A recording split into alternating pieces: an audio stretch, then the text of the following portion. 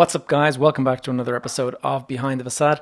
This week, it's going to be a full episode. Episode number 121 is with a guest, and the guest is Tobi Mancuso. Toby works for a company called Track Capital, which is based in the UK, and that is a property investment firm. But what's interesting is they actually also have recently opened a division in Dubai. Now, I'm going to allow Toby do the usual kind of explanation as to what they do and all that kind of stuff. The interview is going to have all of the usual good stuff like his background and how he got into property. But what I think is going to be interesting later in the discussion, Toby opens up on his thoughts about the market. Now, there's been an awful lot of talk about inflation in the UK, and the Bank of England about to raise interest rates and things like that. And this can obviously be a worrying time for property investors. So Toby is going to give his sort of view on the market, the way it could move and all that kind of stuff. And then I asked him a question around what would he invest his money in? Like if he had 200,000 sitting in a bank account, where in the UK would he invest it? And he's going to list out various cities that he is interested in and why. And so I think it's going to be a valuable episode to any investor, but also a lot of investors that are based in the UK. So anyway, look, without further ado, let's jump straight into my conversation with Tobi Mancuso.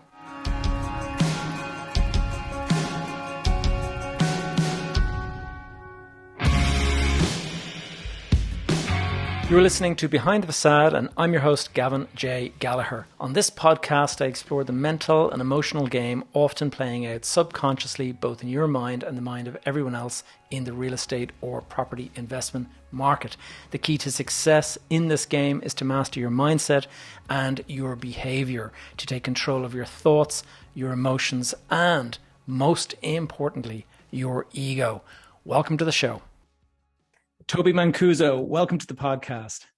Thank you for having me. Thank you. Toby, just normally the way I kick off these conversations is just tell us a little bit about who Toby is and what he does and where he's based. Yeah, so thanks for the introduction. So my main property company is called Track Capital. So we're a property investment specialist company where we deal with buy-to-let investments, but specifically for the off-plan and new build market. So if any of the listeners sort of aren't too familiar with that, that will be where you're purchasing a property as an investment during the construction period. So that can be just as they're putting a shovel in the ground, anyway up till completion. And we do have some developments that are completed. But the way I like to sort of really break it down is we're effectively like an estate agent, but just for buy-to-lets on the new build and off-plan sector. So a lot of our clients will be hands-off, remote armchair investors looking to put their money into UK investments and Dubai as well, what we sort of are going into at the moment. And we mainly focus on sort of city centre or regeneration areas where we can look for a nice mix of capital growth, but also yield at the same time to make sure we're looking to get healthy returns for them. Sounds great. We're going to get into all of that. And I'd like to actually, one of the things I'll delve into is when it comes to buying off plan, maybe you'll give us some guidelines as to how you manage that, because I know from previous experience investing abroad myself that when you're buying off plan, you know, you're putting money down, but you don't actually have title yet. And so therefore you have to actually have cash to put down as opposed to being able to borrow and things like that. We'll get into that in a bit. But first, I kind of think it's always good to start with a little bit of context. And you're in your 30s and you based in the UK property. What got you into the property sector in the first place? I fell into property kind of accidentally in a way. So originally when I was 19, I actually my family business was sort of pubs and restaurants. So when I was 19, I actually bought a pub sort of mid-recession as well. So it was obviously we could pick them up for good prices. So that was what I did initially. And then it was tough. You're running your own business. Pubs are quite hard. And my who's my wife now, she fell pregnant. And she was at the time working as an estate agent, and I needed some extra money. because obviously we've got a baby on the way. So I was like, right, got to start bringing in a little bit more money. So luckily with the pub, I was able to step away slightly, work more sort of a back office side, and then I had my sort of brother who could, and my father, to get involved and help him sort of with that as well. So then because she was going off on maternity, it was sort of like one of her family, sort of family members, estate agency, said, look, my partner will take over my role if you want, because you're going to need somebody. And yeah, at first he actually didn't want to take me because I was obviously part of the sort of a family. So he's like, look, I don't want to mix that if it gets awkward, etc., etc. So I offered to work for him for free. I said, look, give me a chance, give me a week for free, and if you like me and if I like it, we'll carry on. Luckily, did really well. He asked to keep me on. And then from there, I kind of just fell in love with the whole property industry from that point. Got a bit of a bug for it, because obviously going around, you're viewing different properties. So I definitely found it a valuable experience. So I got to see a lot of different range of properties, new builds, Victorian properties, a lot of secondary market, obviously, of course, flats, houses. And when was the date around that you started all this? So that was, I must have been, well, I had Eliana's 8 now. So it was just before she was, that's about, God, no, about 24 I must have been, actually. Maybe, no, 24 or 23, I think it was when I started that. So 13, 14. Yes, it must have been about that. Yeah. So okay, 2013. Yeah. So the market was just, the market was starting to kind of, Okay. Exactly. And it's southeast as well. So we're near Gatwick Airport was where I was based. So started to pick up. So don't get me wrong. It was still a difficult market to maneuver, in the sense of people weren't forthcoming and obviously paying, asking, a lot of negotiating, a lot of viewings to take place. It wasn't like the market we see today where you have a queue of buyers and that's it. It goes crazy. We had to do a lot of work, which again, very valuable. But yeah, I sort of fell in love with it there. And at that point, I kind of said to my brother at the time, I said, look, we should just buy a property as an investment, because I can see a lot of landlords that I was coming across, and I was starting to take a sort of keen sort of interest in what they were doing. So then we snapped up a property that we had came on. I kind of said to my brother, I said, look, I think we should go for this. I think it's a great price and it sort of serve us in the long term. And we did. We've still got that property today. And then from there, I started to get a bit more interested in the property investment side. Then I moved to a different branch for that company and went to sort of more Surrey way. And yeah, then that was it. Sort of property became my thing. And then I started to sort of follow when I was speaking to landlords, ask them sort of questions about what they do and what their portfolio is doing, and sort of try and get ideas and build see a if profile, I could as to how exactly works. Yeah. And then I've always had that entrepreneurial streak in me, where obviously buying the pub at 19, so my family have run their own businesses. So I was quite constrained in the estate agency company that I was with. Great company. It was a smallish independent. So again, it was a nice little mix of structure, but still a bit of flexibility because it was an independent. You can see behind the scenes a little bit as well. Yeah.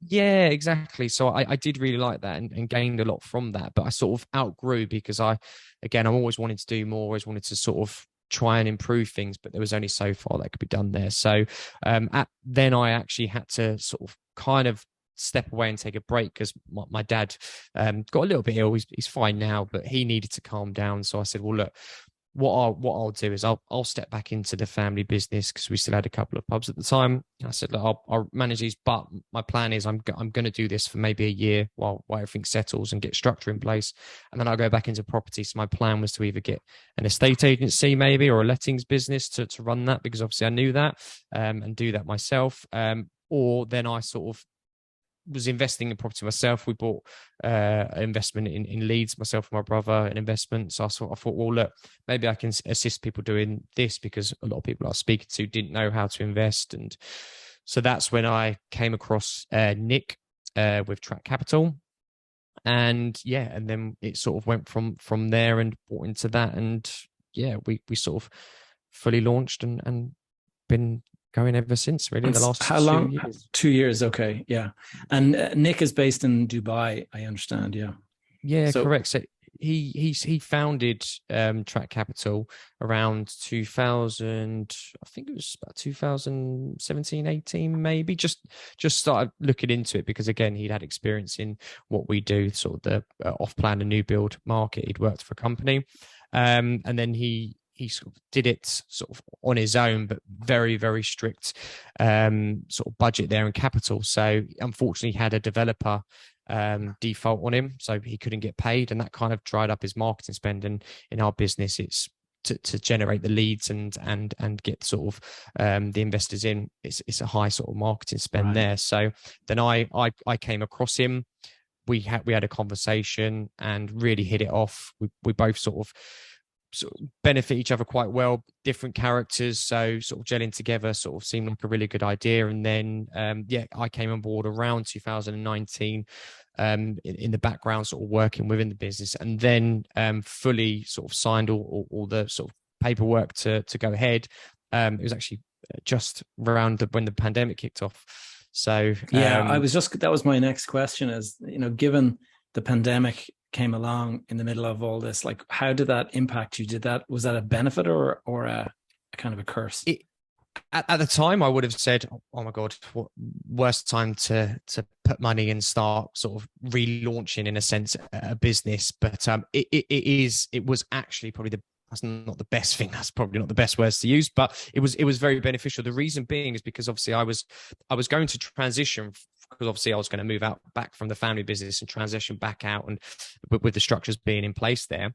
But I kind of was able to do that a lot quicker because the pub shut down. So we weren't actually working in the pub. So what that gave me was 100% time to then work on Track Capital. And because the property was one of very few industries that carried on sort of fully and actually expanded in a sense and did very well and was busy, we actually probably grew a lot quicker than we had anticipated because we had that full focus, and the market generally did very well. And when the pandemic did hit, a lot of the sort of research and data I was looking at, although a lot of the stuff was looking gloomy and quite sort of down, my inkling was that it's not what I could see. I could see it wasn't definitely going to be as bad as people thought, and I had actually predicted that it was going to not do as well as it did that year. But I did say, I think it's going to carry on as it is with everything going on, and that managed to help us grow very, very quickly, actually. Tell me this, Toby, the background in pubs and stuff, has that served you well in the property context? Yeah, it definitely has. I think from a mix of property and of course business, I think the work ethic sort of picked up working in that side. It's a very sort of hard graft and very hands-on, and I think that's quite similar to property in a sense, especially in most aspects, that obviously you can delegate and have structures in place, but at certain points or certain deals, or depending on what stage you're at, you do need that sense of hands-on. You do need, because property is a business in most senses, obviously depending on what aspect you are in, but it is effectively a business. So having that sort of business acumen to look at deals and step away and take emotion out as well. I think just mainly sort of the long hard slog of it all as well is something that definitely helped me. From an operational point of view, I was kind of just thinking about, if I had experience running pubs, I could go off and I'd be looking at buying pubs that might have some sort of a property angle. Have you done that kind of thing? In it, yes. So that kind of helped me see the benefit of actually being a landlord as well, because what we started to do is the pubs upstairs were massive. So I was like, right, let's just rent out the rooms. So again, we started to generate. So we would basically, because we had the leases on a basis from the brewery, because the brewery, the council owns them, then the brewery takes a lifetime lease basically, right. And then we get that from the brewery. So and the way I saw it was like, oh look, we control the property, we can do what we want in there. It's ours. So then I started to look at it from that point of view, and then I did started to look at potential options where you could then, like you said, convert them into flats and stuff. But it wasn't an avenue I kind of didn't go down fully. I think because I lacked that sort of building experience to a sense. I had the investment experience and the right that side of things. I didn't have that next step, but I know I've got people sort of within my network that have done it and done well from it. And sometimes I'll give them a sort of bit of advice here and there, to be fair. Well, yeah, I mean, it's handy when you've got a kind of a feel for the pub business. You can know straight away walking into a place whether this is going to work or not. And if it's not going to work, well, then okay, what can it be instead of a pub or whatever? So you have that benefit. I'm curious about the Dubai market. I mean, I spent a couple of years there about 10 years ago now at this stage. And you and Nick, you're active in, like, how do you manage UK focus and Dubai focus? Is it that you split the roles between yourself and Nick, or do you spend time working on the Dubai stuff as well? Yeah, so it is a bit of a split. I would say at the moment, as a business, our core focus is the UK market because we've just launched the Dubai side. But yeah, because Nick is based in Dubai and we have the office out in Dubai, which he heads up, he has the main focus there. So he's obviously managing the developer relationships, and if we have UK clients going to visit out there, then he can sort of meet with them or arrange the meetings if they want to go to sites or meet developers, etc. So he's the main sort of focus on that. But in terms of the sales aspect, it is actually kind of probably split, but mainly sort of because I head up more of the sales side of the business, it would be more sort of on me on that side. So we Right. kind of split it that way. And and Nick looks after the investors or something like that. Do you split it like that? No, so it'd be on a client by client basis. Okay. So if it's, for example, a couple of the sales team at Track Capital have done a couple of just organic to buy deals this month, just with their clients who have been buying and looking in the UK. So they will effectively manage that client, because we like to have a sort of personable service. Yeah. So if you're speaking with myself, it would be myself that you deal with. Of course, they're not always the most familiar with Dubai because it's quite new to them on the sales team. So they'll just obviously liaise with myself and Nick, and we can sort of have group Zoom calls or with the client. But the main hand holding is done via the sales consultant they'll be dealing with. Right. Okay. Yeah. In terms of just one of the things that I've done over the years investing abroad is it takes a little bit of getting a feel for the market. I mean, going over to Dubai and kind of advising on clients that are looking at investing there and stuff like that. Like, what would you say are the benefits of the Dubai market from, say, a UK investor thinking of investing abroad? I think the first thing which is massive in the Dubai market is the payment plans, actually, which I think is a massive benefit, because it kind of opens access to more UK purchasers, because you don't have to have always a cash lump sum at this moment in time, because they have very attractive payment plans. It might be 20% down and maybe then a further 30% spread over maybe 4 or 5 years, depending on the build. So that's the first thing I think is quite a benefit for UK buyers.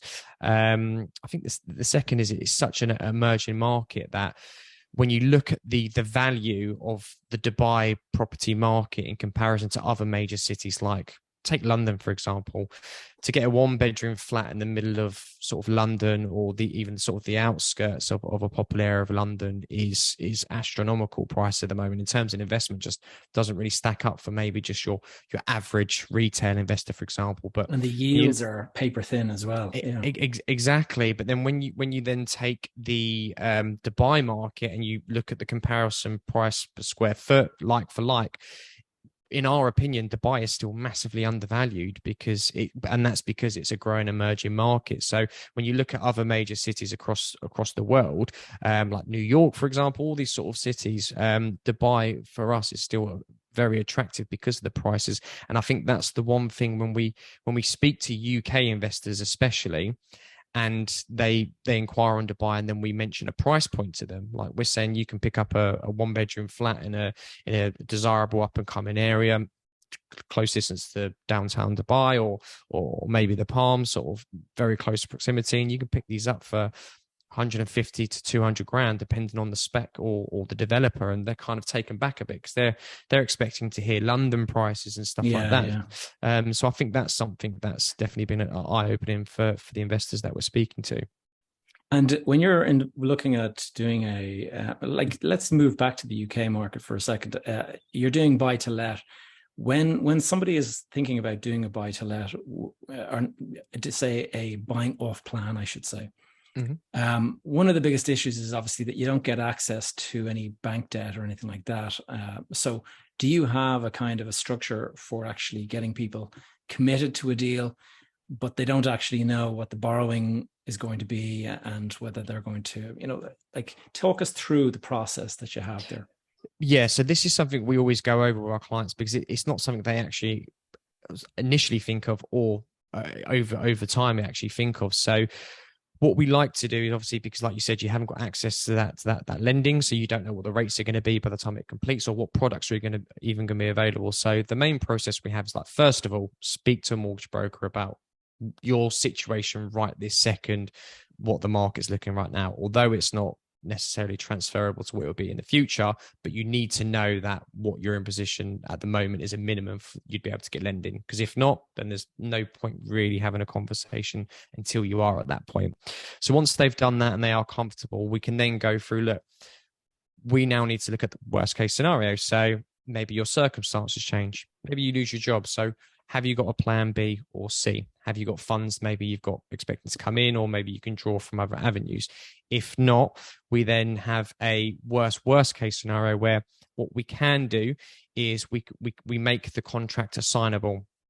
So if worst case scenario, by the time the property is going to be built, you are unable to go ahead and fulfill that completion, we have the option where we can assign your contract to another buyer. So that's kind of your worst case scenario get out clause, but we always have to check that.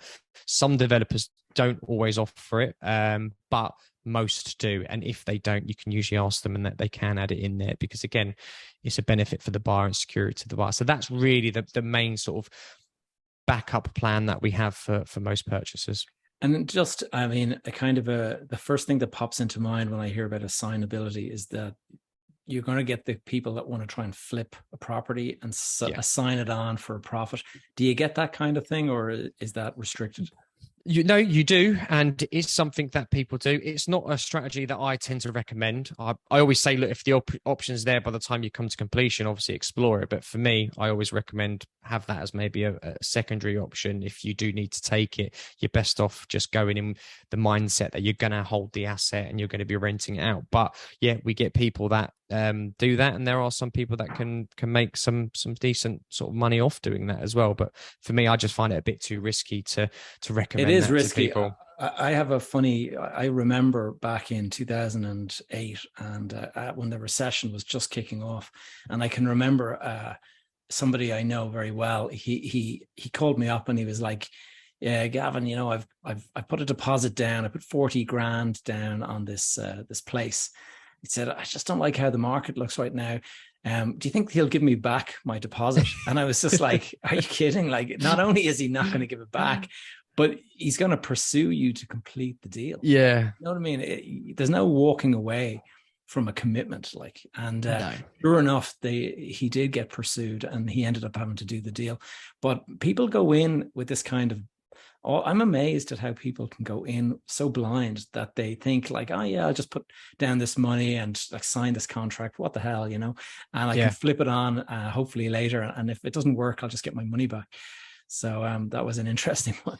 That really sort of confused me, because again, as a company, we're always very transparent and we try to give people the worst case scenario. So we always say, look, if something doesn't go to plan, as long as we've pre-warned you and you've got that in the back end, hopefully you could sort of have a plan B or C for that. But the amount of people that just go in, like you said, either it goes over their head, they don't listen, I don't know, or how naive they are. But I mean, again, I just question, what's their conveyancer or solicitor saying to them? Are they not sitting them down? Because I mean, if you buy in a limited company now, you have to pay £300-400 to have a sit down with a separate solicitor to advise you. You're signing the mortgage and you're liable for it, and you have to pay for that service to have that extra bit of advice because of how big that commitment is.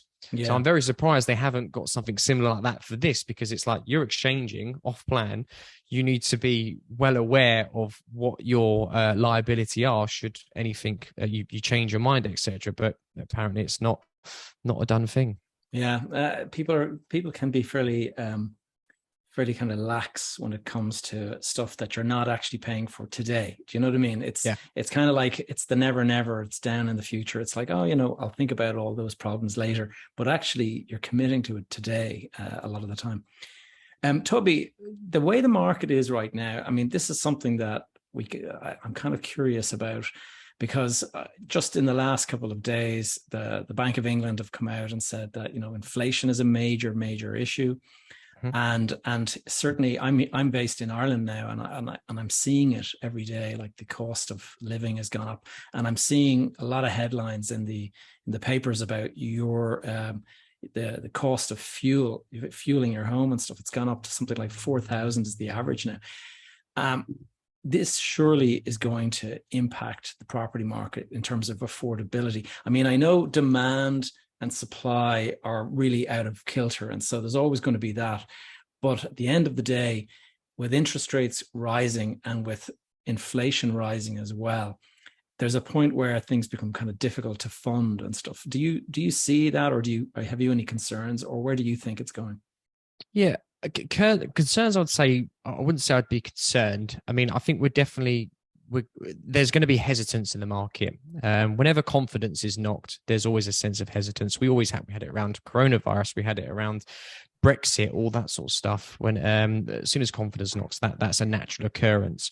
I think for me, one of the main fundamentals, which is going to keep the property market moving along nicely and steady, is how I describe it, is like you mentioned, the massive supply and demand imbalance. Because I think naturally you'll have an aspect of the market taken out due to, like you said, affordability. Funds are tight. Maybe they've not got the money that they thought they did, or they're going to sort of tighten down the hatches a little bit more. And then you'll have people that will just be cautious because they want to see what the market's going to do. They don't like investing in an uncertain market. Take those out of the equation, there's still going to be a hefty chunk of demand still there, whether that's investors, whether that's just people moving up and down the house ladder, and the supply is still massively low. So yes, we will see, I think, a slight cooling down and a steadiness, but I think it's going to remain quite, say, resilient in a sense that it will sort of carry on doing well, because that fundamental supply and imbalance is massive. People still need homes as well. People need to move, so people are gonna do that. And I think what you will then find is we have to break it down hyper locally as well, because certain areas of the country like London and the South maybe will have more of a stall than the other areas of the country which were more affordable, because when you look at the affordability levels in these other areas, they're still relatively attractive. So that's going to do one or two things. You're going to have people in those areas still buying because technically the cost of living is tighter for them, but they had a little bit of a margin anyway, so they'll be okay. Again, you'll have a small bit of the market drop out. And then when you look at investors, well, the smart investors will just go to the areas which they can still see as affordable, and they'll be able to still get the yields. And again, if they're investing medium to long term, they'll be snapping up. So when you look at these northwest, northeast areas, they're still sort of lagging way behind maybe the sort of areas down here in the south where people are a bit more cautious. So yeah, I think my outlook is, I think over the next 2 years or so, I think while the economy is having a slight correction, because I know people keep saying recession, but my personal opinion, when I'm looking at some of the economists that are speaking and what they're saying, some behavioral economists as well, they're kind of anticipating, well, look, although the talk of recession is what's theoretically taking place, because the definition of recession, we're not having what we had in the financial crash. And that's another thing. Financial crash, you actually couldn't buy because you couldn't get money lent to you. So that again stopped that demand there, where we haven't got that issue this time. People who still have capital still have access to lending. And again, a lot of the lenders, some people will say, oh, they're pulling their products and putting their rates up. The reason they're doing that, when you speak to sort of mortgage brokers in the know, is because they're oversaturated with demand. They can't keep up with demand. So from their point of view, they're just at the moment going, well, interest rates are going up. Let's put the rates up and pull some products because we can't cope with that. So again, mortgage brokers, economists, from what the sort of the picture that I'm painting is, the next 2 years, hopefully the economy will settle, sort itself out with whatever sort of the government or whatever external sort of variances and variables happen. And then I think once that settles, I think the property market will then take off again once people become more confident and things start moving along. But that's just my view on things at the moment. If you had 200 grand available to go and invest tomorrow, where would you? I see that you've got locations in Manchester, Liverpool, Birmingham, and London. Like, which of those would you put your money, or is there somewhere else that you'd put your money? Is there somewhere else? There's probably three locations I would be looking at, and it would just depend on what investment sort of strikes me at that point. First would be Manchester. Manchester is a bit more of a probably maybe the safer option. It's had a lot of regeneration. You've got a lot of big businesses going there. The city centre is doing very well. It's very, very strong market. They've had a lot of growth already, but it's got a very strong rental market. So I'd potentially looking at Manchester, and they've still got a 15-year or so regeneration plan in the pipeline. So you can see there's more to happen there, and the prices are fair. So that would be the first one. Second would be Liverpool. Lot further behind in terms of Manchester in terms of the property cycle and the regeneration that's taking place there, because they're only just starting. So that would be kind of my one where I'd be taking a bit more of a risk, because it's not as established. But again, great rental market, great sales market as well. So doing very strong. And the third would be Leeds. And that's because I've got a couple of investments in Leeds myself. I know the area. And again, as a city, it's strong. And then probably the three connecting factors of all those is you've got the HS2 links, which are in the pipeline as well. So again, I've got the medium to long-term view, and I'd be sort of focusing on those. And if I had one more as just on the off the cuff, it would be Birmingham, because I think Birmingham's still got quite a bit. It's now sort of a financial hub with Goldman Sachs, etc., going there. HS2, the ball rings all been revamped, and again, lots of regeneration going on in Digbeth, Smithfields. There's lots going on. So those are probably the areas that I'd be putting my money. It's interesting. Yeah, you've got your finger on the pulse there. I like the speed that you're able to kind of ring off all those places. Some of the habits and behaviors, Toby, I like to kind of just delve into this for a little bit. You've got a lot of people listening into this podcast, and they're thinking of getting into property, or they're already kind of, dabbling in property and stuff like that. I mean, what would you say are the kind of the real habits and behaviors that set the successful apart from the rest of them? Yeah, that's a good question. So I think firstly, you've got to have, I think, determination, because I think a lot of people think in their mind, you go find a property, you make an offer, you buy it, it's done. Doesn't work like that. You might have your first deal fall through. You might have the vendor pull out. You might have a bad survey.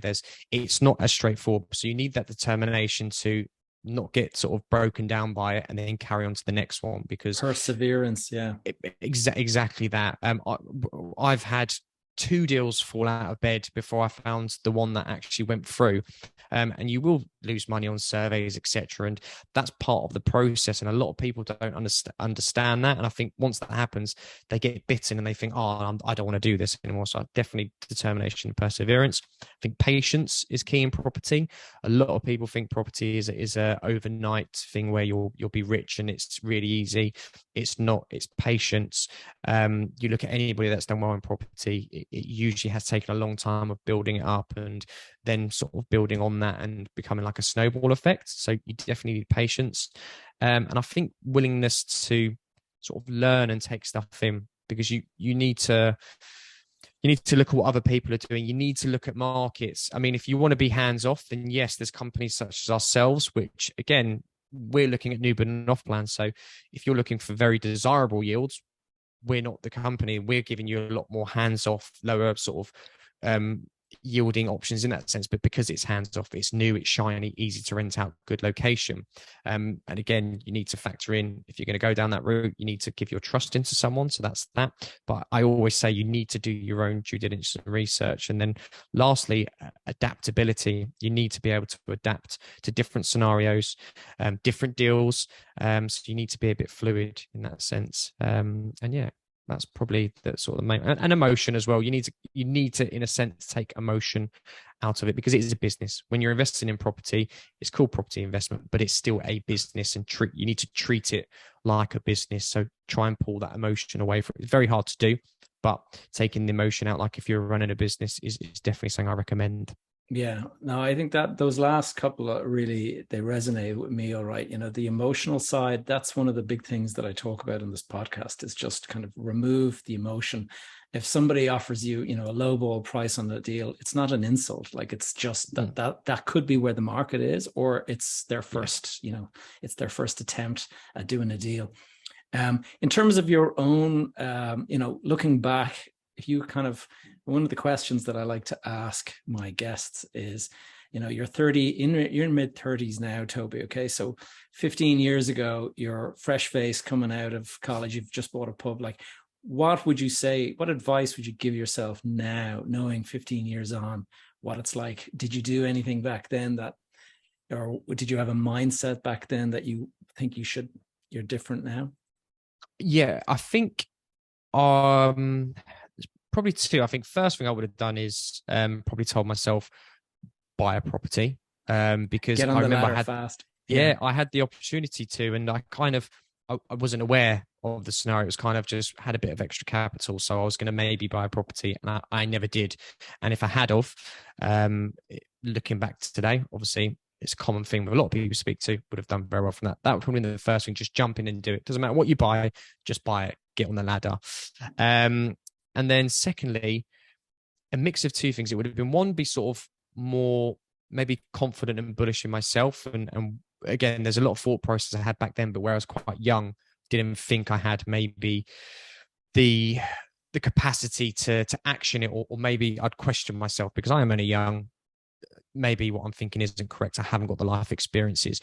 But then on the flip side is also maybe listen to people with life experience, or try and get more information of people with life experience more. I think there's opportunities and there's people I've been around where if I'd ask questions and really sort of sat down and maybe tried to get to know them and how they think, that could have maybe helped sort of me a lot quicker, or I could have had a lot more value from that as well. Yeah, I think you're spot on there. I think a huge amount of people, and it's not necessarily young people. It's all sorts, but they have self-limiting beliefs. And it's funny. A guest I had on, a couple of months ago, was a guy I think he's in his mid 50s, and he's got a property portfolio now that supports his lifestyle, and he's not working as much. But he only started it 5 or 6 years ago. The guy, like, and I said, like, why? You're a property agent. You have been dealing in property for your entire career, and you weren't actually buying it yourself. Like, why weren't you? And he said exactly that. It's like, self-limiting beliefs were kind of holding him back. So all the way up and down, it's about getting inside your head and really kind of understanding the process. And a lot of the time, having some sort of a coach or a mentor helps. Did you have any of that kind of thing to benefit from? I did, but organically. So it wasn't like I reached out to someone and asked. But I think in most sort of maybe companies I've been with, like when I was at the estate agency, I had a branch manager who I really sort of gelled with very well, and learned a lot from him.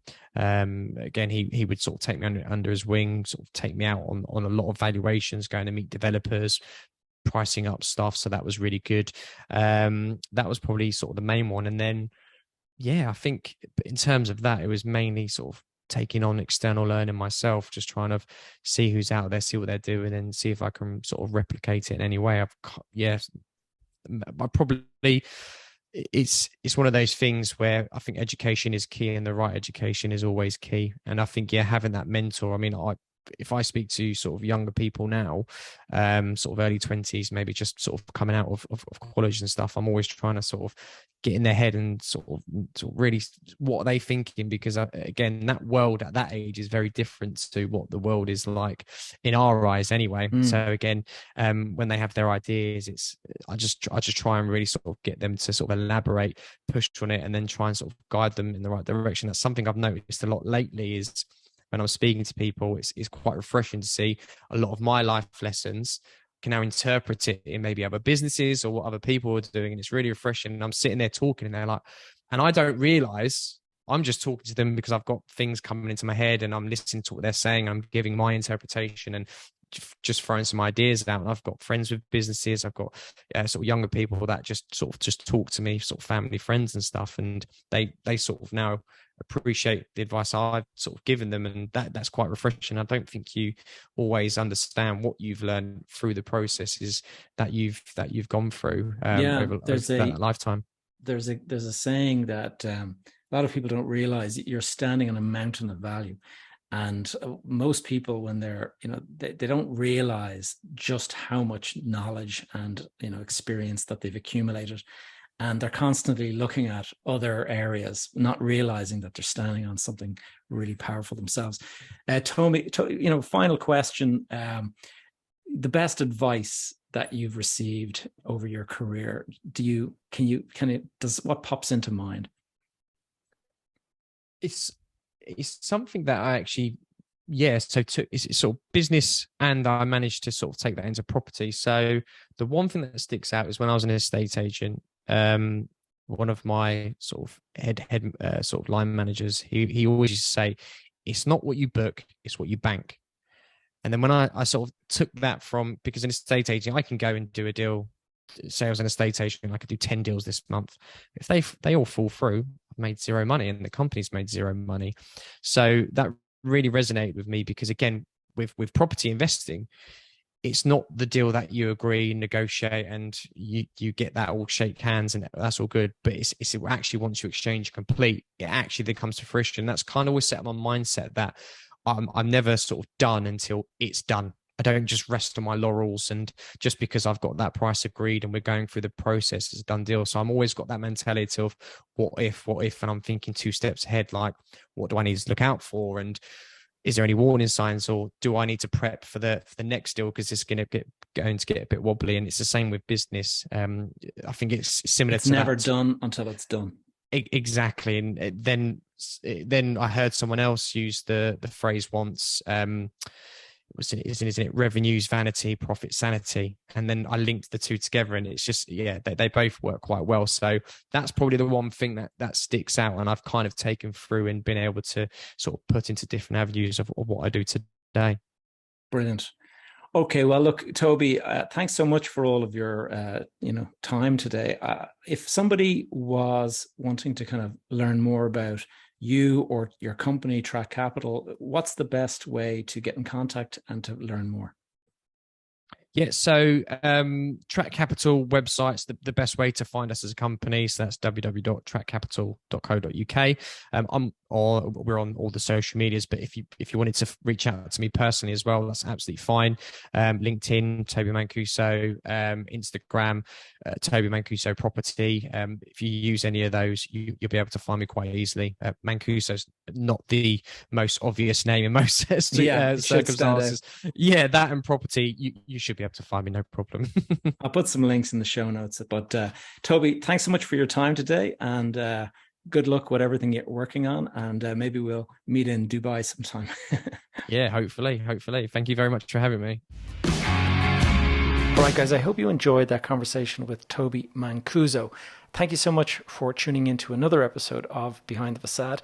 If you enjoyed that episode, or if you found it useful in any way, please take a moment to leave a review over on iTunes if you're listening in on the podcast. If you're listening or you're watching in on the YouTube channel, then maybe you can leave us a like. And if you can't do any of those things, maybe just share the episode out with somebody you think would find it useful. If you have any questions or topics you'd like me to cover, send me a message through the Facebook community. Is probably the best one to go for. That is called Behind the Facade Community.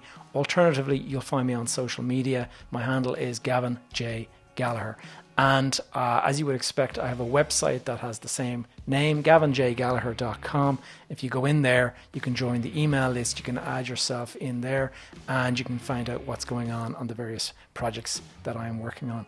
All right, guys, hope you enjoyed this one. Speak to you again next week.